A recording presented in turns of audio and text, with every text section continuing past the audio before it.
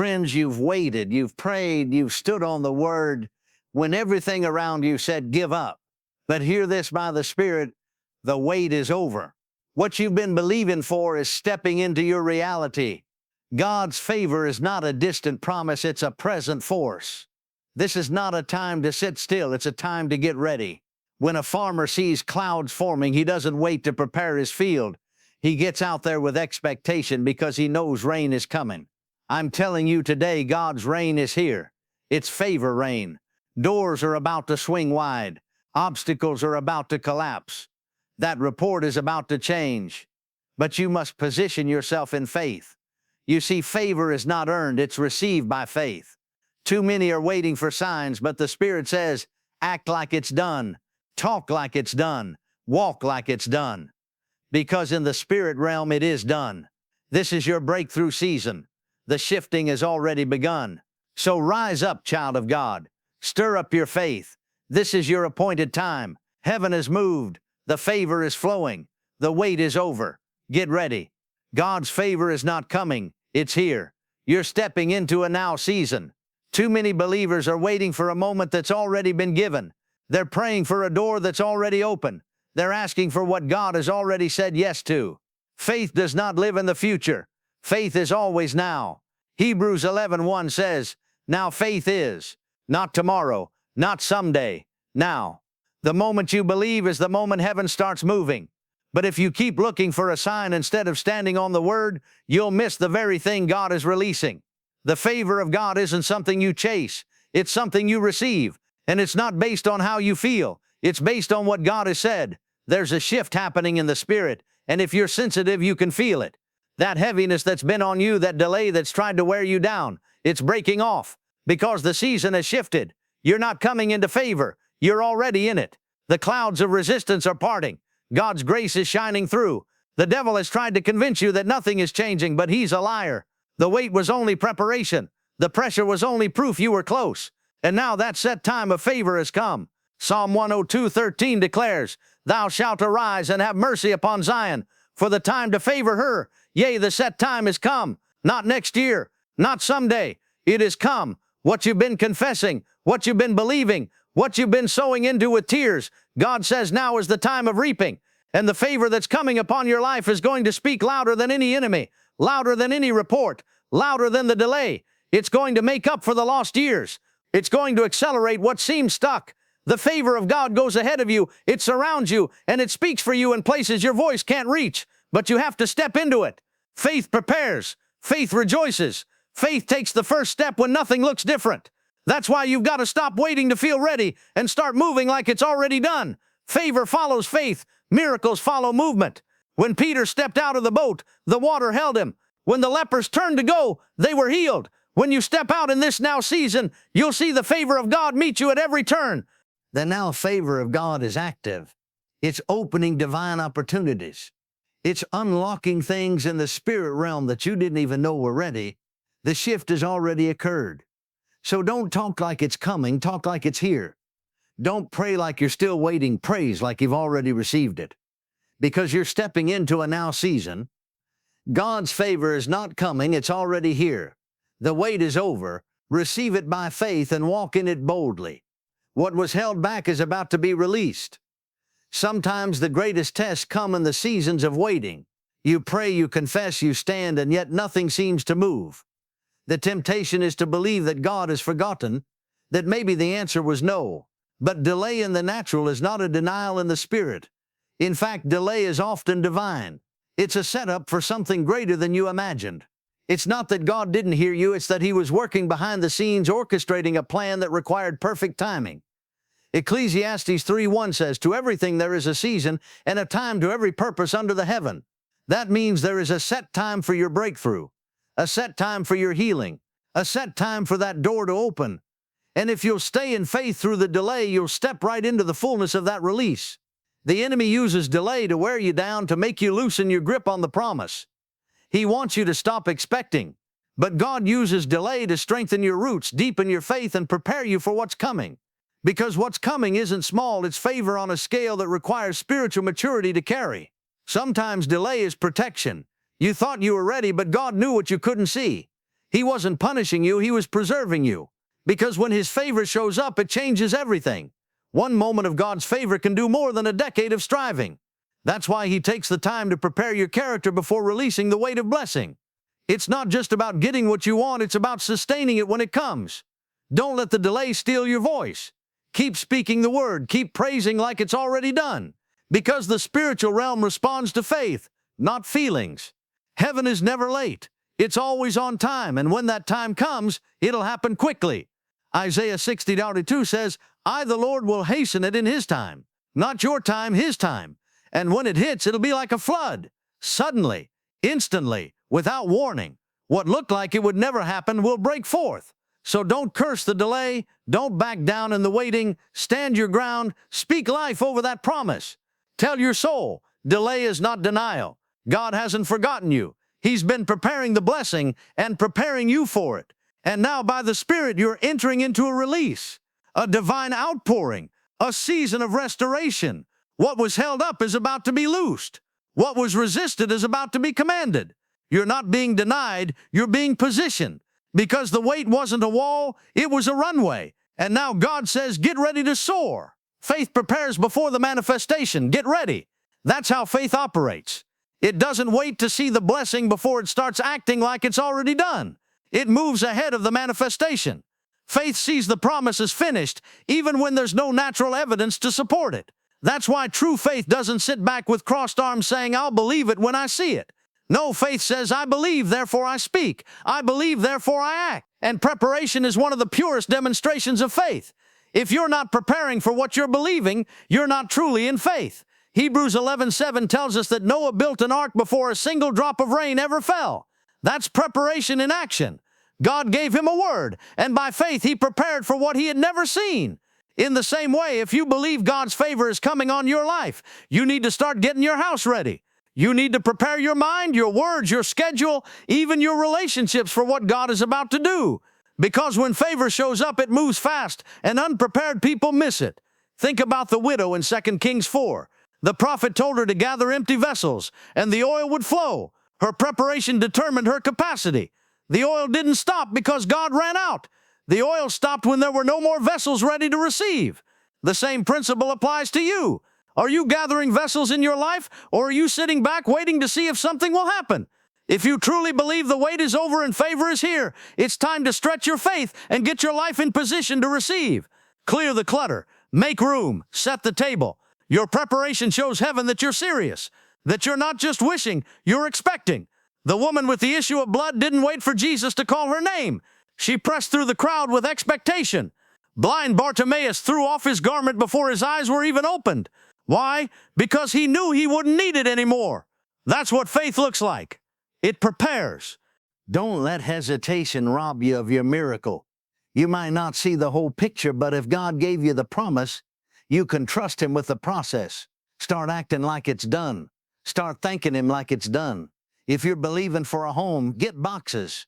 If you're believing for a baby, buy a blanket. If you're believing for ministry, write the vision. Get ready.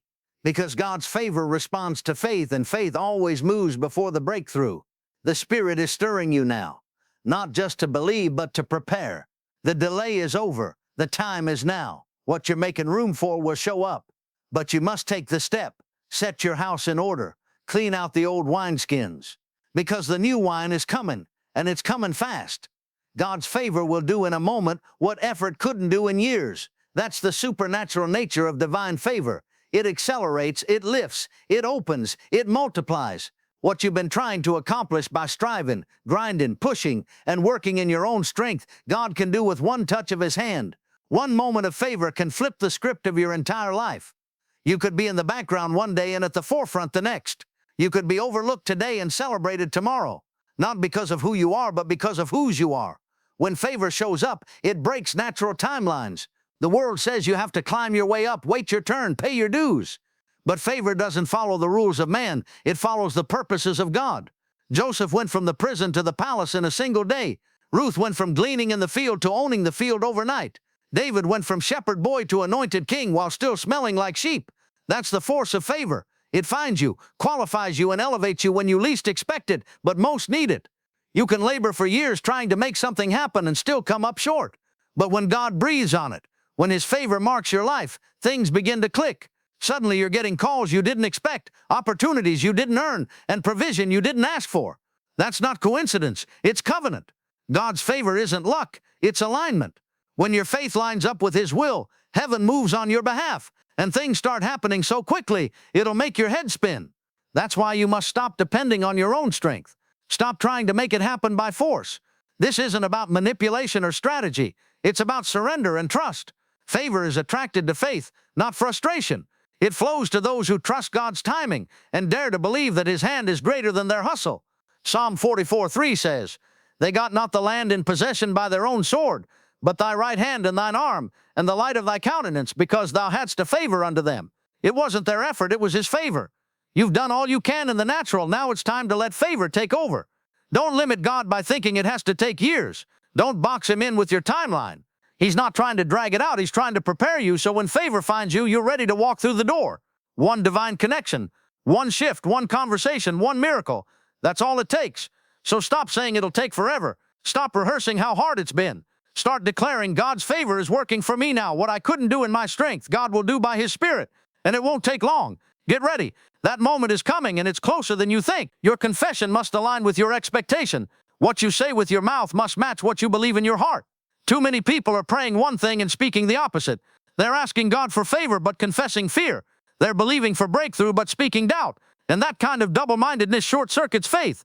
Proverbs 18:21 says, "Death and life are in the power of the tongue." That means your words aren't just casual sounds. They are spiritual containers that either carry faith or fear, life or death, increase or lack. Faith speaks what it sees in the Spirit, not what it sees in the natural. It doesn't wait for evidence before it begins to declare.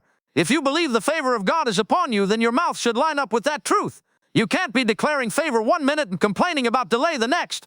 You can't be singing about breakthrough on Sunday and grumbling about circumstances on Monday. That inconsistency cancels the authority of your confession. James 1:6-8 says, "The double-minded man receives nothing from the Lord." Why? Because he wavers between belief and unbelief, between faith and flesh. You have to discipline your words. You have to train your mouth to speak the word even when everything in your life seems to contradict it. That's what Abraham did. Romans 4:17 says he called those things that be not as though they were. That's faith speech. That's a mouth aligned with expectation. He didn't deny the facts, he just chose to exalt the promise. He didn't talk about how dead his body was, he talked about how faithful his God was. And because he kept his confession in line with the covenant, the promise came to pass. You've got to do the same. If you're expecting favor, speak favor. If you're expecting open doors, start declaring that no man can shut what God opens. If you're believing for restoration, say so. Let the redeemed of the Lord say so. Your voice is the vehicle that carries your faith into the atmosphere. Angels move on the sound of God's word spoken by a believer. But when your words are filled with doubt, fear, or complaint, you're not activating heaven, you're partnering with the enemy.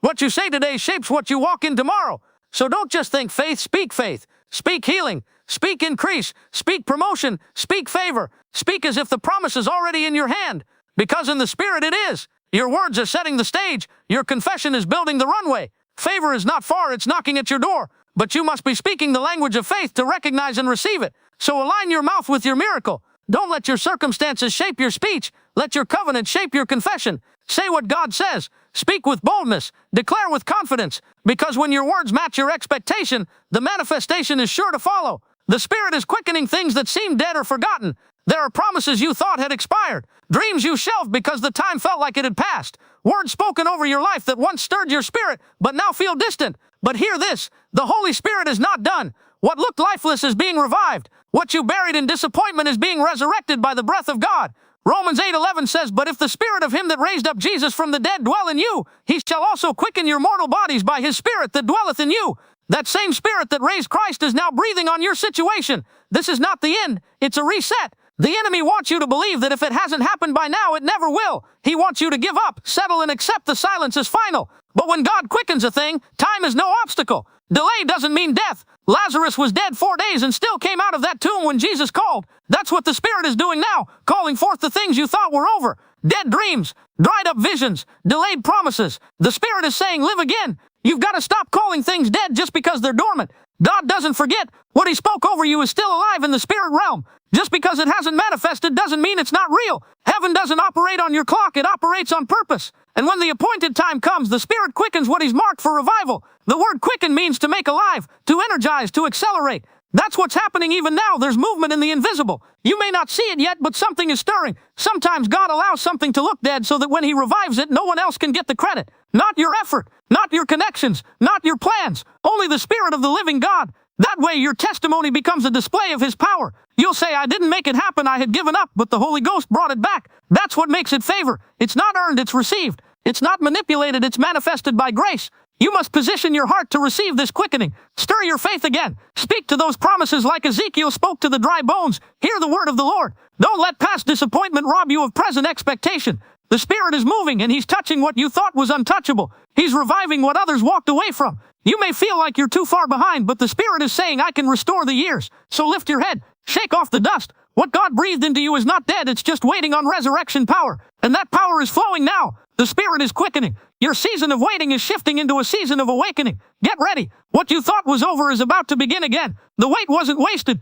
God was working behind the scenes. You may have thought nothing was happening. You may have felt like time was slipping through your fingers, like prayers were unanswered and doors remained locked. But while it looked like silence on the surface, heaven was active behind the curtain. The word never returns void. God doesn't make idle promises. When He speaks a thing, it sets a process in motion, even when you can't see it. Just like a seed in the soil, there's movement before manifestation. You don't see the roots breaking through, the ground shifting, the life forming underground, but it's happening. And when that seed finally breaks through the soil, it's because it was growing the whole time. Your faith has not been in vain. Your obedience has not been overlooked. Your tears were not ignored. God was developing something deeper in the dark. Endurance, maturity, trust, and total dependence on Him. In Exodus, the Israelites groaned under oppression for 400 years, and it seemed like God was nowhere to be found. But during that time, He was preparing Moses. He was setting the stage for deliverance. Heaven was not inactive. It was aligning. In your wait, God has been aligning the people, places, and timing necessary for your favor to be fully realized.